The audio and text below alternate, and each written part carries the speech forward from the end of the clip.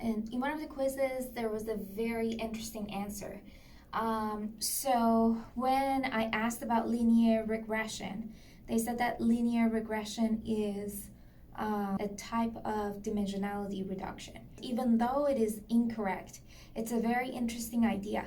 So I'm going to show you the difference between linear regression and dimensionality reduction. Just thought that if I actually use a whiteboard, it's going to be easier than just to explain it. Okay. I explained the whole thing and then I realized that it was not recording. This is like, and it's hot in here.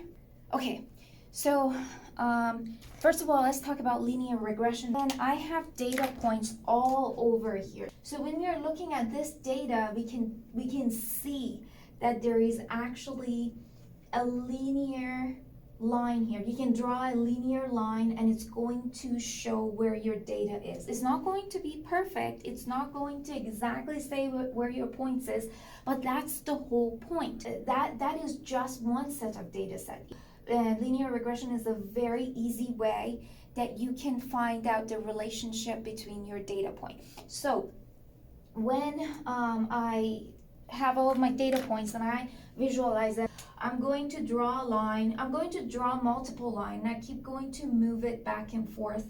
And I'm going to see, not back and forth, but you keep moving it until you figure out which line is going to have the least amount of error. And then I figure out, okay, if I draw this line, all of my points are going to be very close to this line. While if so the amount of error that I have between these points are at the lowest here, okay? And then, but if I draw a line, for example, like this, these errors are going to be very big. The differences is really bad, right? So clearly this is not the line that I want. This is the line that I want. Now we're gonna look at PCA. I have X and Y. And I have, let's do the same points. So I have the same points. Again, I'm looking at it. I see a linear relationship. So I can use a linear dimensionality reduction. So for this specific example, I'm going to use PCA.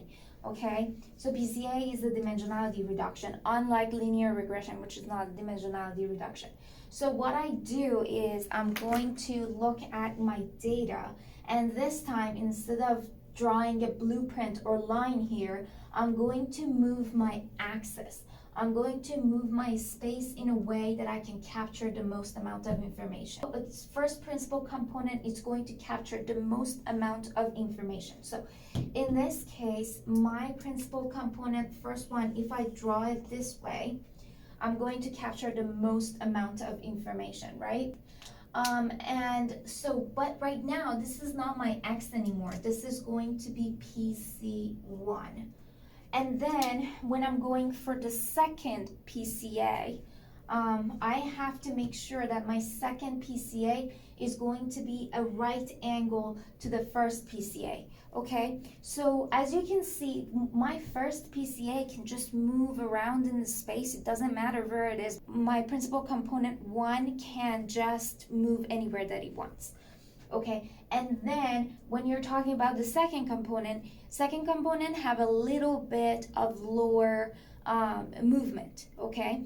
It cannot move in the first dimension, in the dimension that PC1 is. It has to always be at the 90 degree to that. So for example, if this is my PC1, principal component 1, then the other one cannot come here or cannot go there. It has to be at 90 degree, but it can go all the way around here.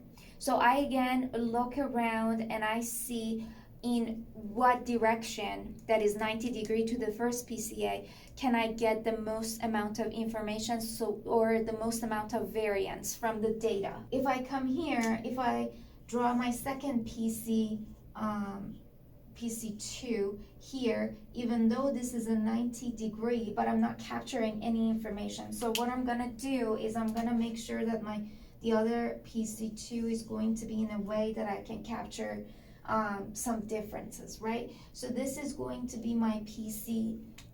If you remember in one of the other videos, in the video that I was showing you how to program these stuff, how to use PCA, and then when we were doing the visualization, I said that this is not actually where the points are in their own space. So if it was X and Y, these points are going to look like this. For better visualization only, I'm going to move the PCA and PC2 back here.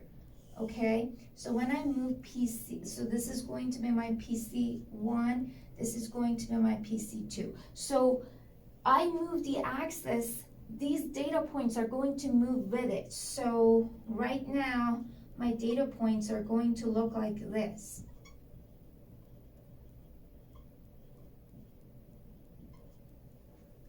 You see, my data points look like this, but when I was doing it in X and Y dimension, my points will look like this. And then right now, when you're looking at it, you can actually just get rid of PC2. But again, these are not my actual axis anymore. My actual axes are going to be PC1 and PC2. And that is why when we have higher dimensions, so right now it's very easy to look at it and see what's happening when you're using only 2 dimensions. But then when you're using 4, 5, 6 or higher dimensions, it's going to be very difficult. Actually, it's going to be impossible to visualize because we just see 3 dimensions. For example, this is my 2 dimension, okay? When I'm looking at these points, okay, if I'm looking at these points from up here, these 2 are going to be here. So it is only when I'm looking at it from 3 dimension, and then when I'm looking at it from 3 dimension, those points are not there, those points are here. But when you're looking at it from top there, you're going to say, well, all of these 5 points are very close to each other. Why didn't you put them in the same group? Well, because they are not close to each other. When you're looking at it from 3 dimension, they are actually further away. And you see, it took these 3 together and it says, okay, these 2 are outliers. Okay? So that is why we had that problem when we were visualizing, when we were coding it. That is principal component and also linear regression.